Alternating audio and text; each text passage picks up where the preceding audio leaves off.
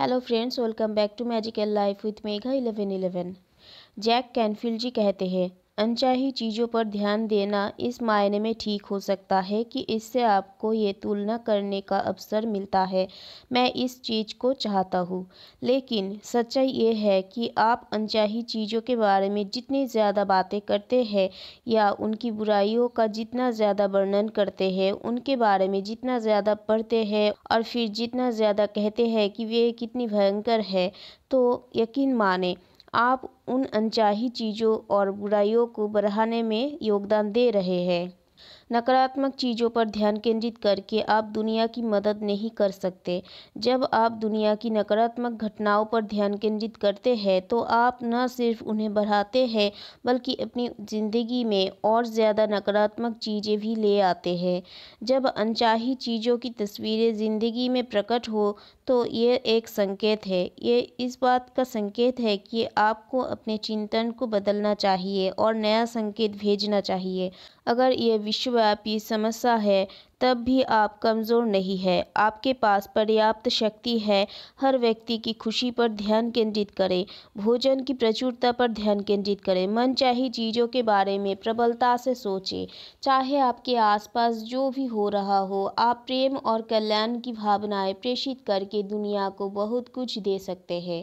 James रे जी कहते हैं, बहुत बार लोग मुझसे कहते हैं, देखो जेम्स, जानकारी तो रखनी पड़ती है। जानकारी रखने तक तो शायद ठीक है, लेकिन आपको उसकी बार में नहीं बहना चाहिए। रहस्य का पता चलने के बाद मैंने फैसला किया कि मैं टीवी न्यूज़ नहीं देखूंगा और अखबार नहीं पढ़ूंगा, क्योंकि इससे मुझे अच्छा महसूस नहीं होता था। बुरी खबरें प्रसारित करने के लिए न्यूज़ सर्विसेज और अखबारों को किसी तरह दोष नहीं दिया जाना चाहिए। हम सभी इसके लिए जिम्मेदार हैं। जब कोई सनसनीखेज खबर सुर्खियों में छपती है तो हम ज़्यादा अखबार खरीदते हैं।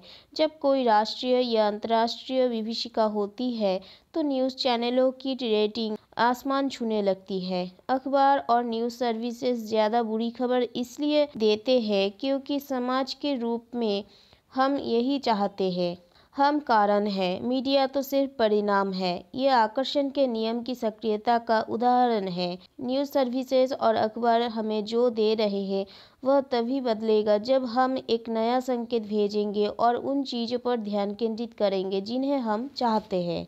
माइकल बर्नार्ड बेकविथ जी कहते हैं, स्थिर रहना और अनचाही चीज़ों से ध्यान हटाना सीखें। नकारात्मक चीज़ों से अपने भावनात्मक आवेश या जुड़ाव को ख़त्म कर ले और अपने ध्यान को उस चीज़ की ओर मोड़ें जिसे आप वाकई देखना चाहते हैं। जहाँ ध्यान जाता है वही ऊर्जा प्रवाहित होने लगती है। अगर आप सचमुच प्रबलता से सोच ले तो आपके विचार दुनिया भर के भूखे लोगों को भोजन करा सकते हैं। होरेशियो बोनर। क्या आप उस ज़बरदस्त शक्ति को समझ रहे हैं जो इस दुनिया में आपके पास है? जब आप अच्छी चीज़ों पर ध्यान केंद्रित करते हैं तो आप अच्छा महसूस करते हैं। इस तरह आप दुनिया में ज़्यादा अच्छी चीज़ें ला रहे हैं, साथ ही आप अपनी ज़िंदगी में भी ज़्यादा अच्छी चीज़ें ला रहे हैं। जब आप अच्छा महसूस करते हैं तो आप अपनी ज़िंदगी को तो ऊपर उठाते ही हैं, दुनिया को भी ऊपर उठाते हैं। नियम सटीक है और आदर्श ढंग से काम करता है। डॉक्टर जॉन डेमार्टिनी कहते हैं, मैं हमेशा कहता हूँ, जब अंदर की आवाज़ और दृष्टि बाहर की राय से ज़्यादा गहन, स्पष्ट और तेज हो जाती है तो इसका मतलब यह है कि आपने अपने जीवन को नियंत्रित कर लिया है।